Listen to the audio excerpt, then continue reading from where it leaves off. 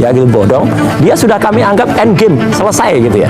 Jadi sudah end game, dia udah selesai dan nggak kami hitung lagi, udah nggak ada kekuatannya sama sekali si Omon itu, ya gitu. Bahkan jangankan teman-temannya yang ditipu, Tuhan aja ditipu sama dia kok.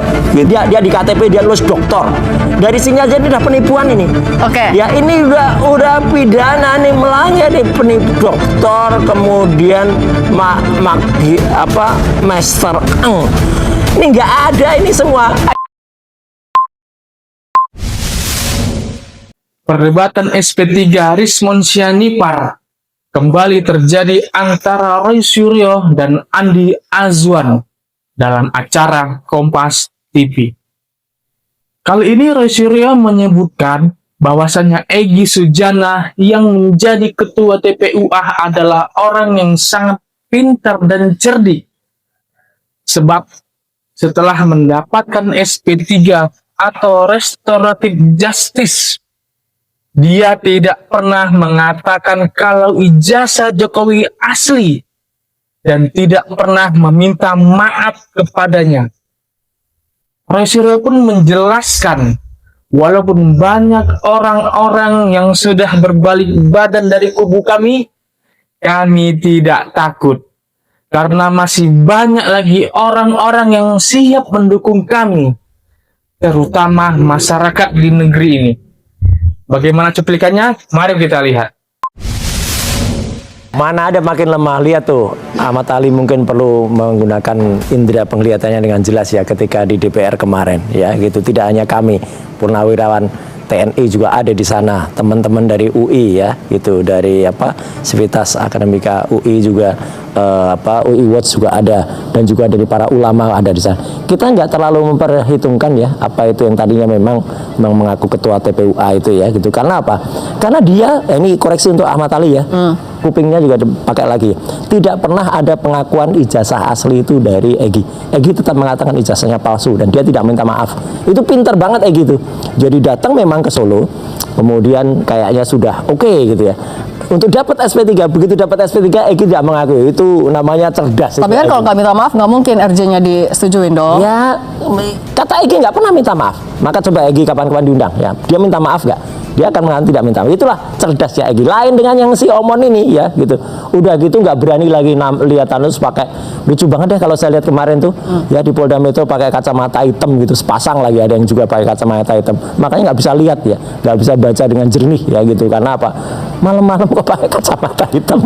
Tapi kalau masyarakat aja pasti udah ngetawain lah. Tapi kalau dibilang semakin banyak yang balik badan kan artinya tudingannya jangan-jangan makin lemah juga. Enggak, mana ada semakin banyak, cuman tambah satu ya, dan satu itu nggak kita hitung karena dia semenjak udah dilaporkan oleh bahkan oleh pihak sana ya bahwa ijazah di doktornya di Yamaguchi itu ternyata bohong ya gitu, bodong. Dia sudah kami anggap end game selesai gitu ya. Jadi sudah end game, dia udah selesai dan nggak kami hitung lagi, udah nggak ada kekuatannya sama sekali si Omon itu ya gitu. Bahkan jangankan teman-temannya yang ditipu, Tuhan aja ditipu sama dia kok gitu, dengan dia memalsukan atau keluarganya memalsukan surat kematiannya. Ini kan jahat banget gitu artinya. Dan saya gini dia, kalau sama Egy sama DHL, oke lah terserah mereka. Mereka mau ketemu dengan Jokowi, tapi kan mereka nggak perlu berkhianat ya, menjelek-jelekan teman-temannya. Omon ini udah benar-benar sehina-hinanya di depan publik ya. Kalau mau lihat komentar sehina-hinanya, buka deh komen dia ya. Kalau dia podcast itu ya di akademinya itu, buka deh komen dia kalau berani. Komennya aja ditutup, pengecut dia. Tapi kenapa Anda menggunakan diksi berkhianat gitu? Ini keras banget. Oh jelas. Sekarang coba deh kita buka KBBI, Kamus Besar Bahasa Indonesia. Apa sebutan khianat itu? Khianat itulah orang yang mengkhianati perjuangan. Udah jelas, nggak boleh marah dia. Itu ada di KBBI. Artinya, memang dia berkhianat. Itu kata lawyer saya, tapi saya juga bilang. Saya tanya dulu, Bang Andi, setuju nggak kalau dibilang berkhianat? Saya nggak setuju bahwa berkhianat. Kalau versi dia berkhianat, kalau dia ini kembali ke jalan yang benar. Ya, artinya begini. Tidak mudah seorang yang quote-unquote katakan ilmuwan itu mendowngrade dirinya dan mengatakan bahwa apa yang dilakukan selama ini penelitiannya adalah salah besar.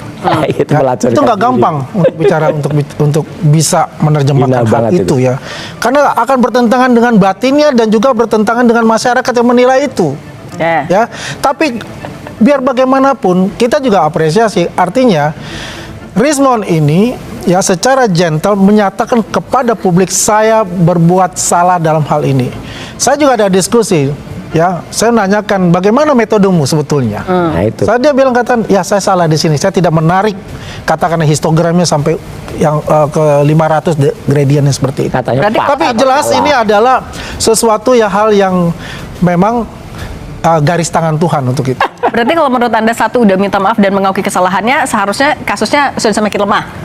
Ya kalau kita lihat ya selama ini Rismond inilah adalah the key player dari grup mereka ini. Karena bagaimanapun kalau kita berbicara buku Jokowi's White Paper itu 480 halaman itu menceritakan secara teknis penelitiannya seperti itu. Ya dibandingkan, mohon maaf, kalau Roy Suryo kan 49 halaman. Oh, tapi itu kalau kita lihat, saya sudah baca juga, itu tidak ada secara metodologi ilmiahnya dalam arti penggunaan ya yang telematika itu. Tidak ada, hanya bicara tentang nggak bisa nilai.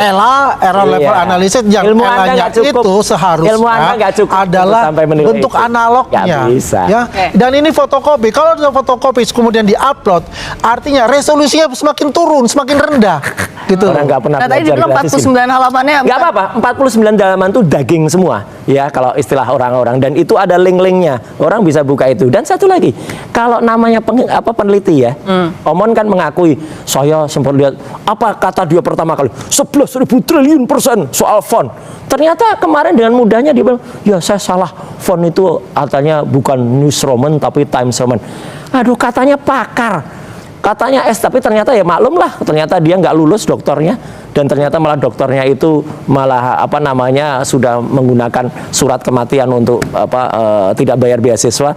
Jadi ya udahlah, benar-benar sudah hilang integritas peneliti. Mbak, itu tidak bisa saja salah, tapi peneliti tidak boleh bohong. Di sini jelas bahwa dia berbohong. Dia mengatakan translasi, kemudian rotasi. Mana ada translasi rotasi? Ya, statement Pak Kasmujo, statement Prof. Ahmad Sumitro, tidak ada yang lembar pengujian. Dan dia nggak bisa ngeklaim loh, Kasmujo itu milik dia sendiri. Dia datang bersama Michael Sinaga, dia datang bersama Pak Janes, diantar oleh Pak Taufik. Jadi nggak bisa tuh diklaim. Bahkan buku dia Gibran Endgame, itu juga bahannya dari saya. Oke, berarti selain bikin buku, kemudian juga ketika Rismond Sianipar mendapatkan SP3 kemarin, Anda juga demo di DPR. Oh iya, harus sampai gitu lagi, putus asa jangan-jangan? Enggak, sama sekali enggak. Kalau putus asa tuh diam di rumah, pakai kacamata hitam gitu ya, itu putus asa. Terus mau ngapain dong maksudnya? Loh, kita jelas, kita kan semakin menegaskan bahwa kami itu lantang berteriak, dan bahkan makin banyak dukungan dan simpati dari masyarakat, dan banyak. Yang satu aja deh, sederhana aja sekali lagi kalau pengen bukti.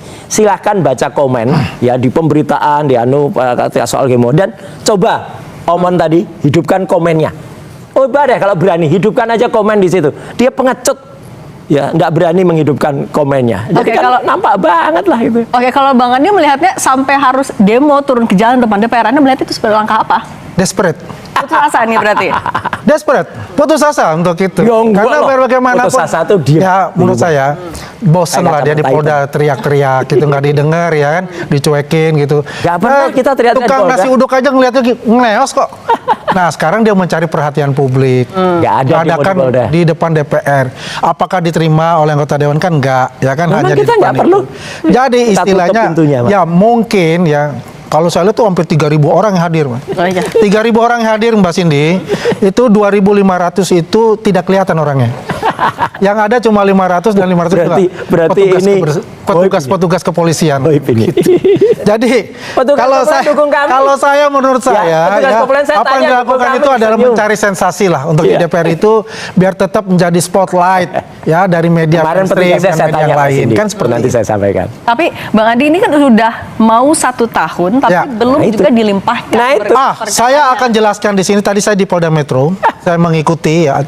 Sudah dilimpahkan. Metro nih sekarang. Sudah dilimpahkan ke Kejaksaan. Kita tunggu. Itu kapan, hari ini? Ya, kemarin. Oh, kemarin. Ya, sudah dilimpahkan ke Kejaksaan. Tadi kan perlu ada press conference oleh Polda Metro Jaya, dipimpin oleh Kombes Iman Imanuddin. Ya, beliau menjelaskan tentang SP3 Rismond itu. Yang ini saya juga bawa. Ya, saya tunjukkan di sini SP3-nya sudah ada. Ya, SP3-nya. Artinya apa-apa. Secara resmi diumumkan oleh Polda Metro Jaya, kemudian juga mengenai hal-hal yang lain ya. Dan yang paling menarik itu adalah bahwa itu sudah dilimpahkan di kejaksaan. Ini klaster Ini artinya ini. Klaster 2. Klaster kedua.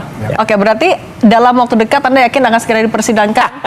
Prediksi saya waktu itu juga di Kompas ya di awal Januari, Prediksinya salah awal terus, Mbak. April, Catatlah, prediksinya salah bahwasanya terus. untuk Rismon SP3-nya itu Ya, ini prediksi mid salah of SP3 April. salah terus. Dan ternyata itu benar. Iya. Dan prediksi saya sekarang Salah tiga, salah terus dia. akhir April, end of April, P21 dan akan ditahan. Ya. Dan berarti kalau misalnya waktu persidangan semakin dekat dengan sudah P21 Pak Jokowi, Anda bisa jamin akan datang di persidangan? Berulang itu belum kali tentu. dikatakan oleh Pak Tukang Jokowi bohong gitu kepada dia. kami, kepada publik, Ya. kepada media mainstream, Cerdas pertanyaan Mbak Cindy. beliau akan hadir, ya, karena itu adalah Bohong, trial, ya, pengadilan untuk dirinya. Dan bawa ijazahnya? Jelas, ijazah untuk S1 itu dan SMA itu ada di kepolisian. Pasti itu adalah barang bukti yang juga dilimpahkan untuk itu. Tukang bohong Ya, dipercaya. ijazah SD, SMP juga akan bagi kalau itu diminta oleh pengadilan. Tapi kan kalau kita mundur juga ke sidang gugatan perdata yang di Solo, objeknya sama-sama ijazah tapi nggak pernah. Nggak pernah Jadi begini, datang. Pak Cindy, kita harus Gitu. melihat Itu apple bohong to tuh. apple untuk itu. Iya. CLS adalah penggugatnya warga negara terhadap institusi Nah, iya, atau yang jelas dia nggak pemerintah. datang. Bukan untuk perorangan, dan itu adalah sidang perdata. Dan hasilnya yang apa? penting nggak datang. NO. Ya, NO jelas itu untuk tidak itu bisa diterima, bukan ditolak. Loh, ini jangan bahwasannya salah. ya mereka ini sudah tidak diterima untuk itu. Ya. Hadapi saja secara gentle ini, kita akan memasuki Ini saya jelasin. etape terakhir. Jangan salah. Etape terakhir itu adalah di pengadilan. Oke, Bang